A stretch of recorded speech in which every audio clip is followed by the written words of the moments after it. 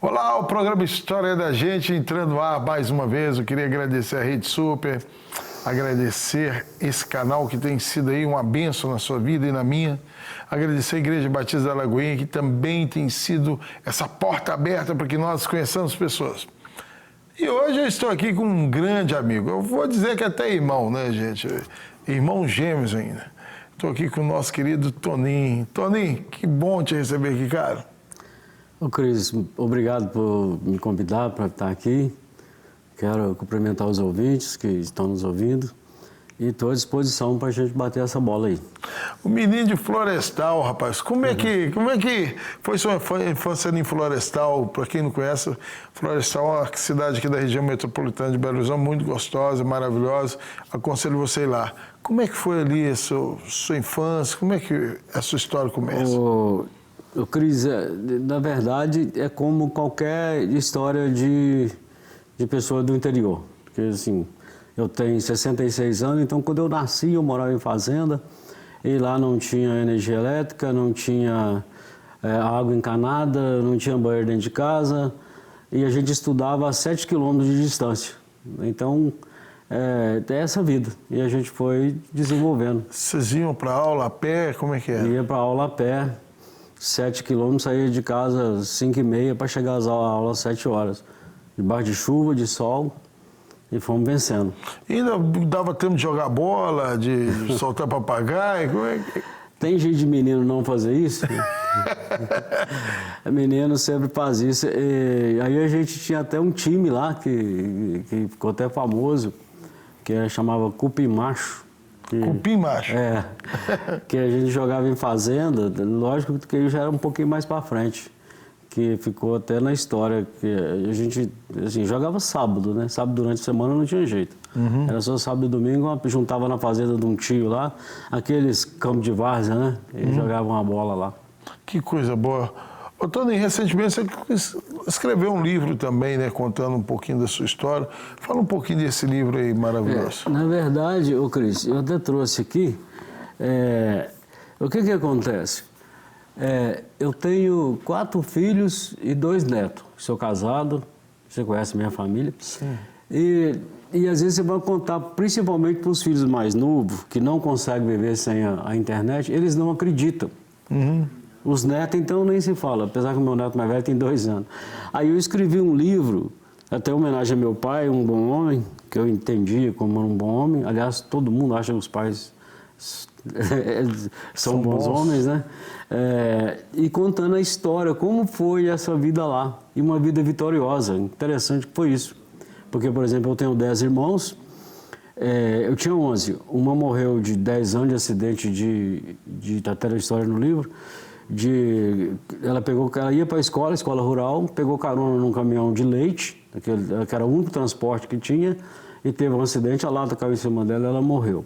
Os outros, todos hoje formados, parece que tem 2 só que não formou em curso superior, e pessoas realizadas, e a luta era grande, mas era vitoriosa. O livro, aí eu conto essa história para o meu neto, uma linguagem mais infantil, para o meu neto, para quando ele crescer, ele saber como se você estivesse conversando com ele, né? Como se você estivesse ali num cantinho, sentado com ele, contando a história. Exatamente. E pelo que eu fiquei sabendo, o pai dele já pega o livro e lê algumas partes do livro para ele lá, para ele tomar conhecimento como era a vida, entendeu?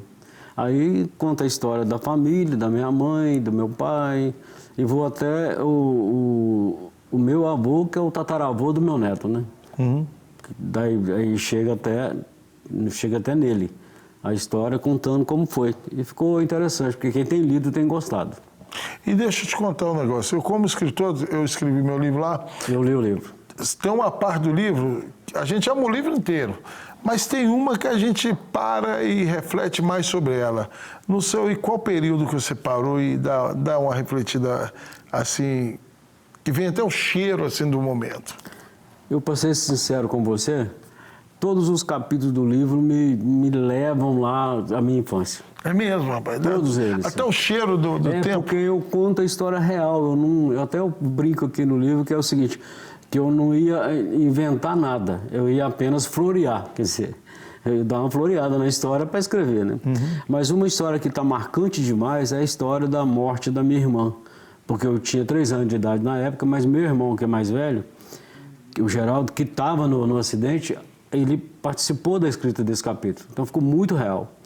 E como eu não conhecia a história total, foi um livro que eu releio, leio, e todo mundo que lê essa história chora.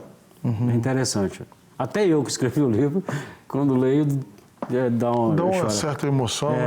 Que é uma história real, né, Cris? Não é uma coisa inventada. E hoje a vida está tão, assim, pouco palpável, né? Muito eletrônico. Isso é uma história real, vivida, e que é uma história simples até, não é complexa.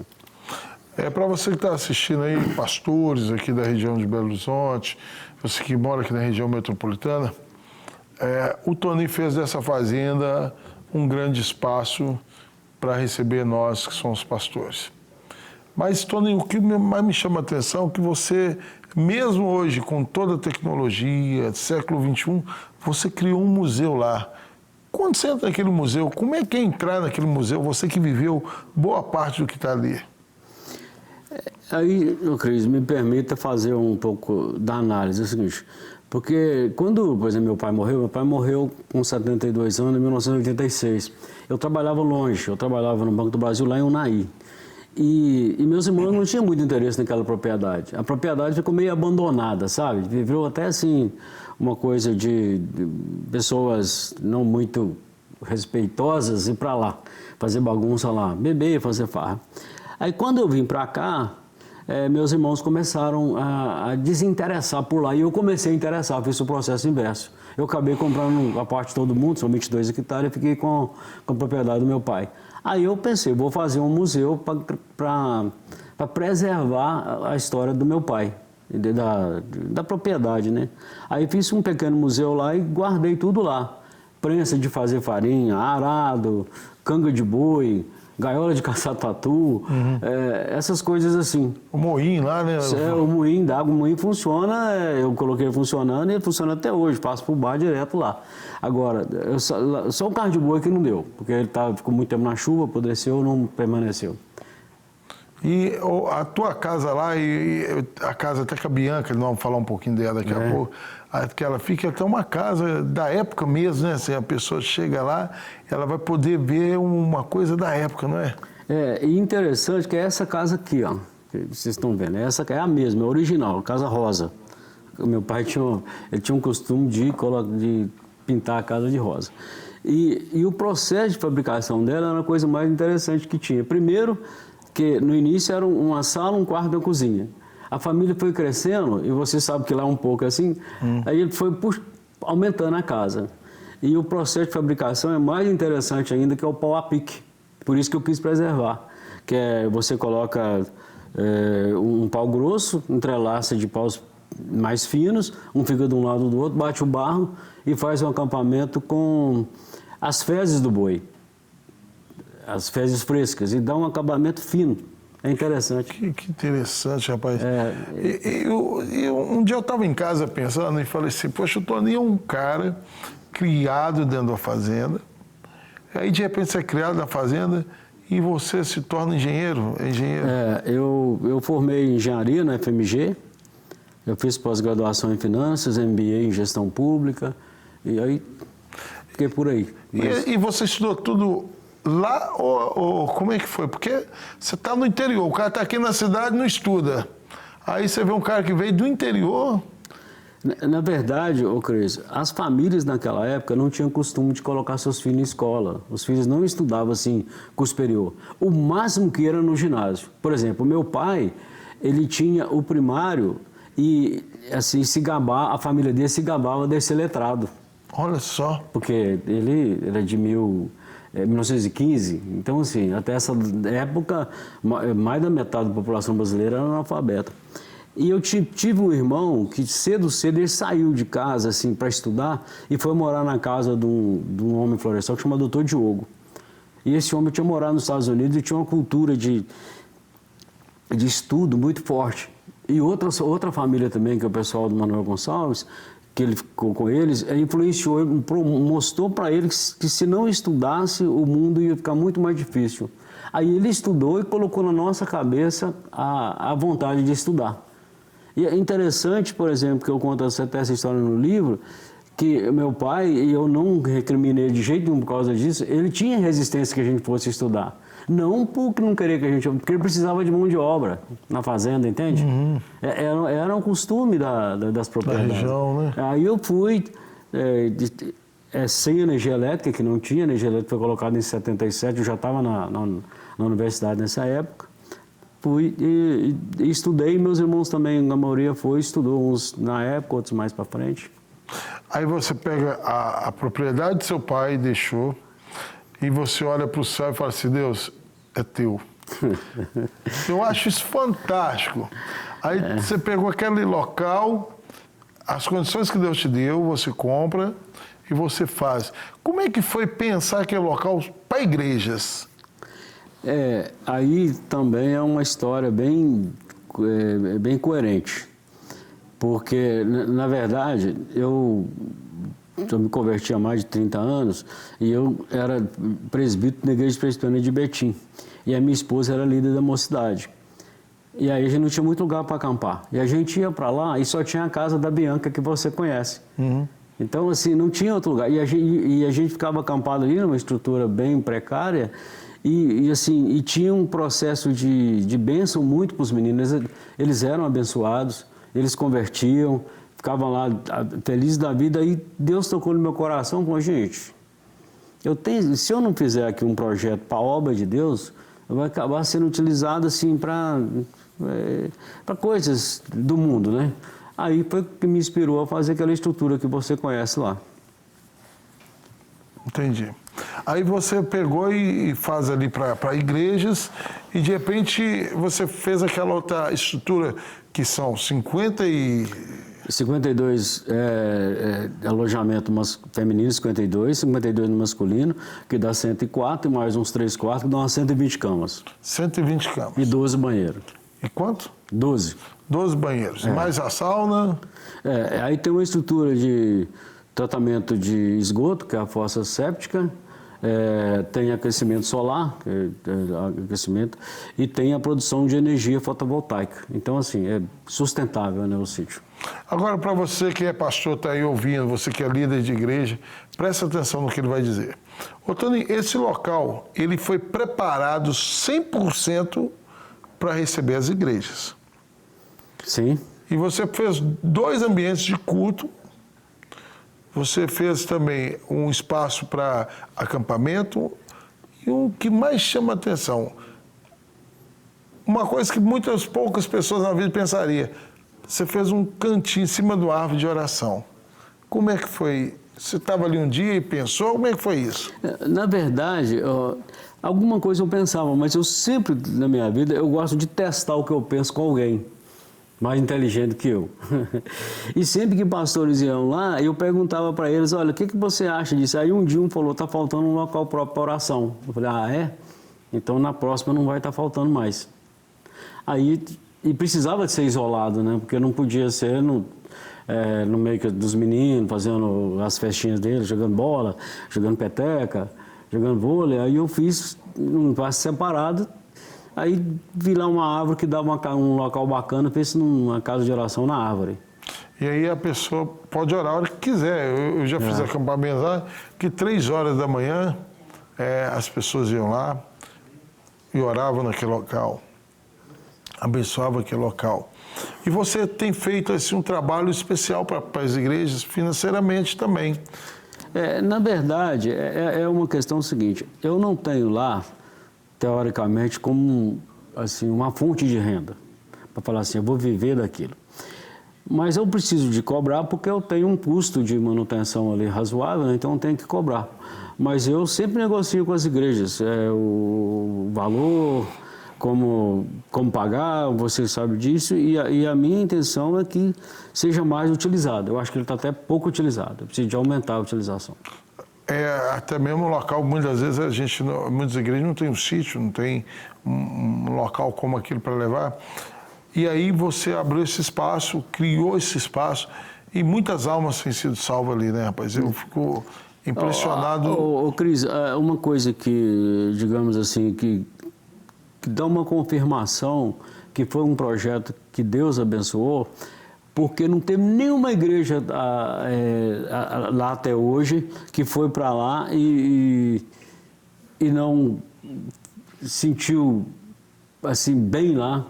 Impactada, né? Impactada, pôde ter um contato com a natureza, ter um espaço para poder abençoar pessoas que foram lá para poder orar, fazer um culto a Deus. Então, assim, não teve nenhuma igreja. Os pequenos problemas que tem, você sabe que são questões de estruturas que às vezes estressam pela utilização extrema, mas conserta logo e vamos para frente. Gente, compensa ir lá.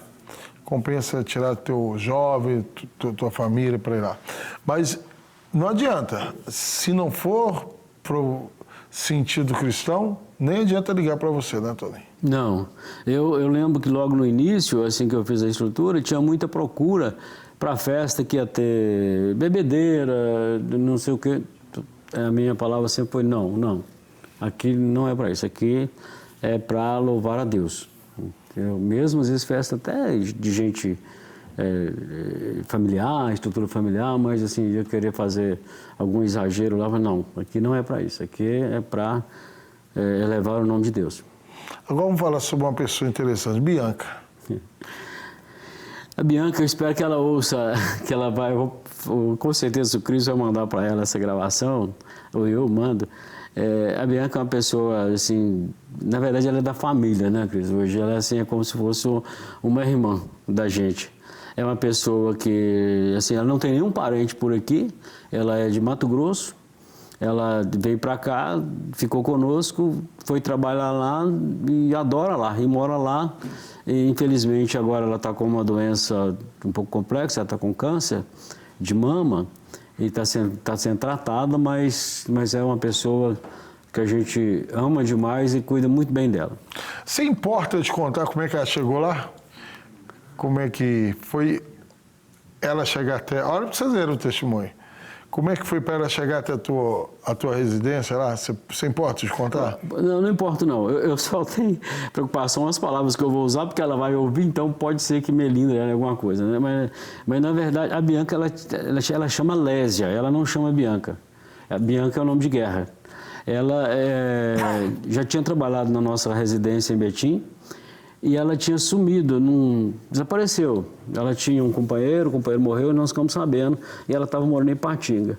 Um dia nós estávamos num acampamento lá com uma igreja, uma senhora chegou para a gente e falou assim, aqui, eu sou assistente social e estou dando assistência a umas pessoas em condições de rua em Betim, e fiquei conhecendo uma senhora lá que conhece vocês e mandou falar com vocês que ela está nessa situação. Aí eu falei, a Bianca? Ela falou, então manda ela lá em casa. Aí quando ela foi lá, ela estava assim, magérrima, sabe? Estava um palito. Aí nós falamos com ela assim, Bianca, você quer ir para o sítio? Mas lá eu preciso de gente para trabalhar, eu não vou, assim, você não vai para lá só para ficar lá não. Ela falou, não, vou sim, então... Aí ela foi. Logo que ela foi, nos primeiros 30 dias, ela engordou uns 15 quilos. Porque imagina, um morador de rua não passa uma vida tranquila, né? E ela recuperou e assim, e gosta tanto de lá que quando a gente traz ela aqui em Belo Horizonte, até para fazer tratamento, ela fica assim, que hora que você vai me levar embora? Que hora que você vai me levar embora? Ela quer voltar para lá. E virou um braço direito, a gente vê que é uma pessoa da família, assim. A gente... Dá ordem em todo mundo, né? Isso, manda em todo mundo. Eu até já falei, não xinga os pastores aqui, não, trata eles bem, que são nossos clientes. Ela sente dona lá, para falar a verdade. Hoje ela sente dona lá e a gente fica... hoje eu comentei com a minha esposa, com a Silvana, falei, Silvana, me parece que Deus nos colocou no caminho dela para cuidar dela. Então, nós temos que cuidar dela. A gente sempre traz ela aqui para fazer quimioterapia, para fazer outros exames e tal. E quando ela está assim, precisando de uns cuidados maiores, a gente fica lá com ela. Tony, você tem uma família linda, rapaz. Eu amo de paixão o Saulo, que é um torcedor, é Liverpool, né? É Liverpool, eu torço pro Liverpool. Né? Gosto demais do Liverpool. E o Saulo é um cara também, sim, muito inteligente, né? Impressionante, eu gosto dele. Eu lembro quando eu estava passando alguma coisa do violão para ele, ele sempre me surpreendia. De uma semana para outra, ele surpreendia com que eu passava um exercício. Quando eu chegava na outra semana, ele já estava com aquele mais um. Cara, é impressionante. O pai não pode fazer preferência por nenhum filho, né? Eu tenho 4 filhos. Eu tenho o Diogo, que é casado, tem 2 filhos. O Pedro, que não casou ainda. E a Marina, que é casada, mas que não tem filho ainda. E tem o Saulo, o que mora conosco. O Saulo realmente é um menino diferenciado. Ele é muito inteligente, muito capaz e vai ter um futuro brilhante, se Deus quiser. Eu só vejo ele ali torcendo pro Liverpool, eu acho que ele tinha que torcer um pouquinho mais pro Galo. Mas então, aí vai ter divergência séria. Eu prefiro, ele, na verdade ele é cruzeirense e eu também, né? Mas ele gosta muito do Liverpool, e gosta do Messi também, ele gosta muito do Messi, torce muito pro Messi. E Silvana, rapaz, eu lembro que as meninas da igreja que fizeram acampamento lá olharam e falaram assim, como pode ter uma pessoa tão simples? E eu falei assim, é impressionante. Que você falaria da Silvana? A Silvana é uma mulher que Deus colocou no meu caminho. É uma mulher que chegou no momento que a minha vida estava um pouco desorganizada. Ela ajudou a organizar minha vida. É uma mulher abençoada, uma mulher de Deus, ora como nunca e é bênção na minha vida. Não é brava não, na cabinha lá em casa, Valerinha, ela para pôr a casa em ordem é bravinha. Todo mundo, isso faz parte do mundo feminino, a casa, elas dominam na casa, né? Mas é uma bênção e eu sou muito grato a Deus pela vida dela e porque ela é, assim. Eu fiquei impressionado e feliz em ver também a humildade da sua menina, que é médica agora, né? A Marina é médica. Como é que é ter uma filha médica, cara? Assim, tem muitos pais que sonham assim. Não é bom não, Cris. Não, por quê? Porque tudo que te vê fala, pai, você tem que cuidar disso. Pai, o seu exame não tá bom. Pai, você tá comendo doce demais. Pai, você tá... O cuidado é excessivo? É cuidar demais com a gente, entendeu? Mas é um orgulho, né, cara? Não, claro, é um orgulho. Eu falo assim que a gente também é muito grato por ter investido alto nela e ela deu um resultado muito bom, né? Foi lá, estudou, fez o curso, formou, casou. Tudo que um pai sonha, né? Tudo que um pai sonha. Ela é uma menina também que nos abençoou muito. E o Toninho, como é que você se autoavalia assim? Eu me autoavalio como um cara guerreiro, luta ali o dia inteiro. Né? Você é um cara que me abençoa muito na minha obra lá na igreja. É um cara que tem um coração muito bom. Mas eu queria que você falasse um pouquinho do Toninho. É americano ou cruzeirense? Eu sou cruzeirense. Ixi. Cris, é o seguinte, cara. A gente tem lutas demais nessa vida, né? Então, assim, se a gente não colocar a nossa vida nas mãos do Senhor, nas mãos de Deus, a gente não dá conta, entende? Então, assim, até hoje, todas as lutas que eu enfrentei, eu venci no Senhor. E eu fico pensando assim também, sabe, assim, que quando a gente passa dos 40, a gente sabe que a gente já começou a dobrar a serra, né? Sim. E eu fiz 66. Esses dias eu estava pensando, cara, eu fiz 66. Fiz agora, dia 17 de março, tem poucos dias, né? Parabéns, você não me falou. Obrigado. Não, mas aí é o seguinte, eu fico imaginando, cara, você fez 66. A própria Bíblia fala, né, que passou do 80 é canseiro e enfado. Então, assim, a gente não está tão longe de encontrar com o Senhor. Ou ele volta antes, ou a gente Braguinha não pode ouvir isso, não. O meu sogro tem 94 e está firme lá. Ele não pode ouvir isso. Ele está firme lá. A minha mãe tem 96 e está mais frágil, mas está ainda razoável.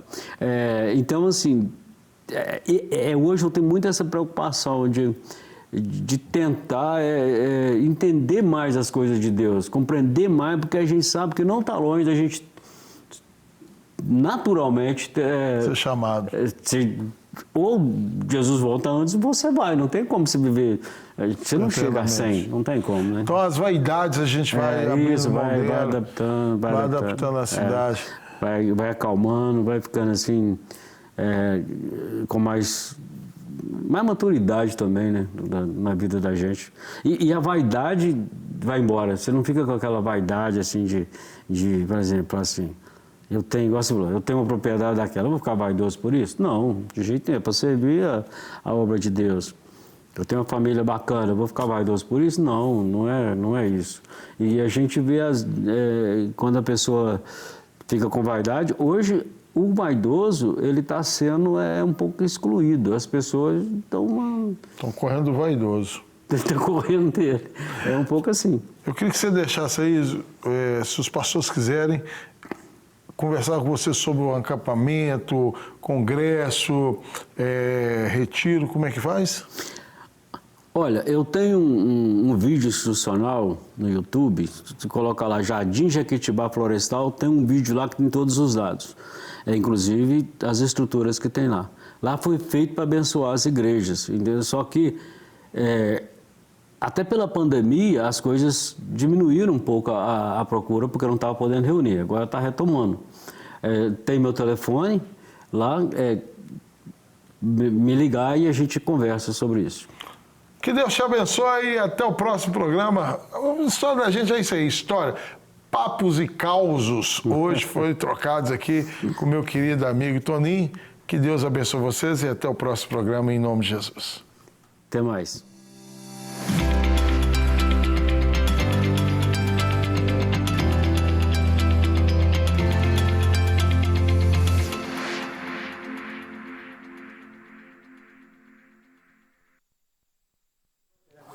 Deixa eu pegar o próximo.